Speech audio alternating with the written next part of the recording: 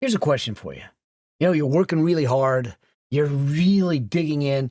You're making money. You're doing all the right things, and everything from the outside looks good. Everything on the inside feels horrible.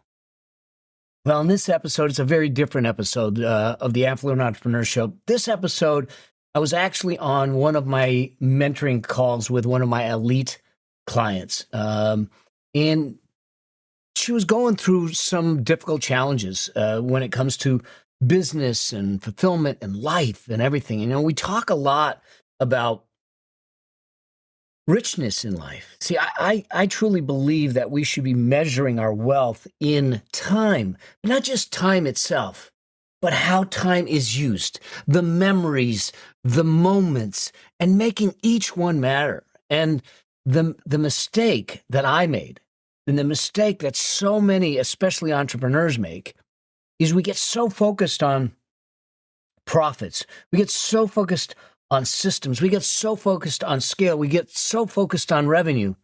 We forget about life. We forget about living. We forget about the things that matter. And in this conversation that I had with her, I started to talk through a framework that I've used for years, but I haven't taught it for a while. But it's a framework that allowed me to start to understand how to do business in a way that not only is successful, profitable, highly lucrative, but much more highly fulfilling. To know that I'm living true to a calling, living true to my values, true to my meaning. And so what I decided to do is I've taken her out of the conversation, is to replay that conversation. You won't see her. You don't know who she is. I am going to keep her confidential because that's what we do with our clients. You might hear a little bit of her voice, but that's it. But I want you to eavesdrop on this conversation. And then on the other side of it, I'll be back to close it out. Because I think it's important for us to start reflecting on how we do things. Are we driven by accomplishing, achieving, and acquiring? And where does it get us? Or are we driven by living fully expressed, the richness each moment that has? Because I can tell you, when we talk about the Affluence Blueprint, that's what we're trying to do. We can build the bank accounts. We can build the investments. We can create the wealth. But without the fulfillment, without the joy, without the pleasure, without all of that, it's bankrupt. So I hope that you enjoyed this episode of the Affluent Entrepreneur Show. Very different, but very needed. And I'll see you on the other side. Complete the conversation. And this sounds like what you were drawing out a little bit. That this framework that I hadn't taught in a while, but it came out of the drawing from Jeremy. Yeah. It's what I call the Analyst framework. And what happens is that as a business owner, I had a business model. Okay. And business really is pretty doggone easy to be successful in business. We need to focus on minimizing the downside. Okay. And while at the same time maximizing the upside.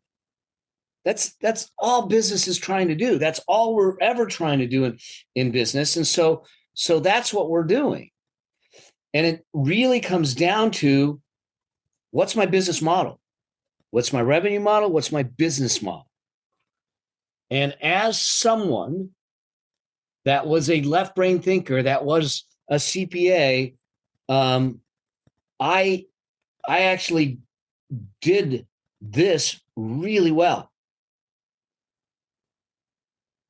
I had it down just like you do. But what I didn't realize is that all that shit's below the line.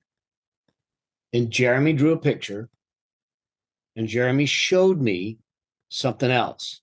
and he showed me what was missing, which is above the line.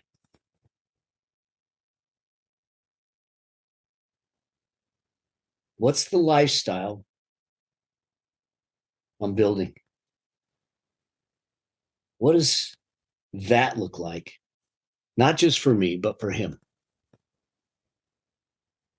What's the legacy? Not that I'm leaving, but the legacy that I'm living. What does he and everyone else outside of me see and feel? That part is all driven by meaning and values. And the problem is, if we don't do this first and clarify this first, we may put systems and processes in a model down here in place that are great, but we lose this. This is where our fulfillment is. This is where our joy is. This is where our pleasure is.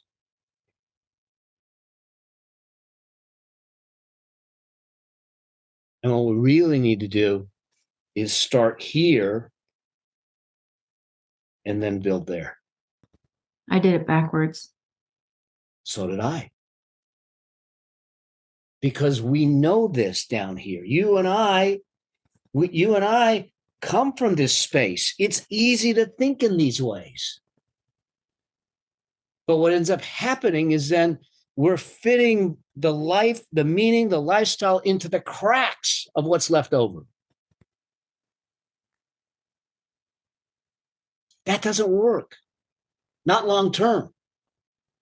Because we get here and all of this is working. I got the downside working, the upside's going, models going, we're making money, we're doing that. And you sit back and you wonder, why the hell do I feel so empty?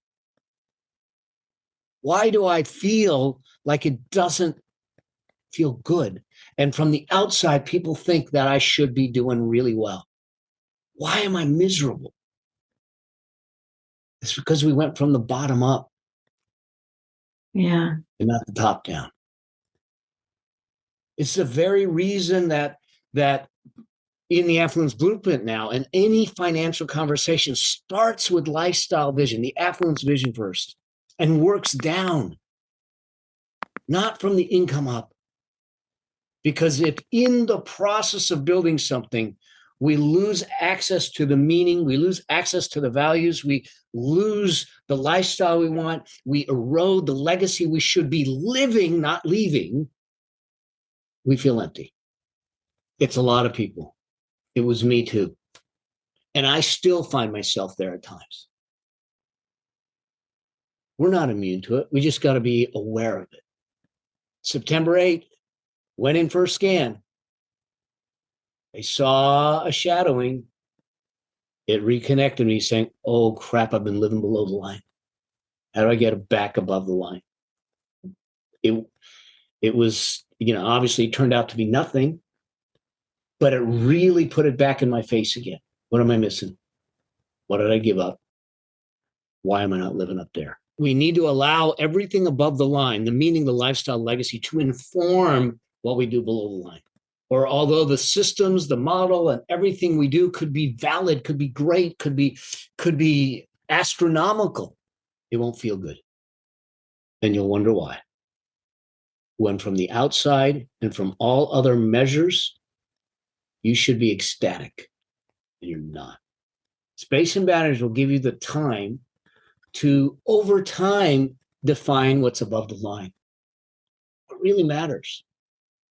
And then, as you make the decisions below the line, to connect them and say, does it move me closer to what I want above the line? Does it align and is it congruent with what's above the line? And if not, you might have to pass. All right, all right. I hope that you found this meaningful. I hope that you found this helpful. I hope that in the process, you'll take the time to maybe draw out the framework for yourself and start asking the questions, exploring the answers of the questions of what is the lifestyle I want? What's the meaning? What's the values? What's the legacy? Not that we're going to leave, but that we are trying to live each and every moment. To ask those questions. Now, some of them, I get it. The answers may not be at the tip of your tongue. There may be things that you have to think through. You have to think about. They might be things that you need to discuss with your partner. But whatever it is, what does it take for you to get above the line, to allow above the line the lifestyle, the legacy, the meaning, the values to inform what you're doing below the line? Profits without fulfillment is not success.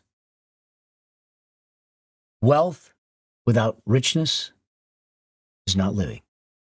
And I hope that you get a chance to see that. If there are questions, if you have comments, I'd love to hear from you.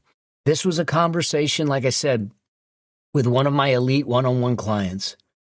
But I thought that it was such an important conversation that too often we don't have with ourselves, with the people that we care about, and with the world.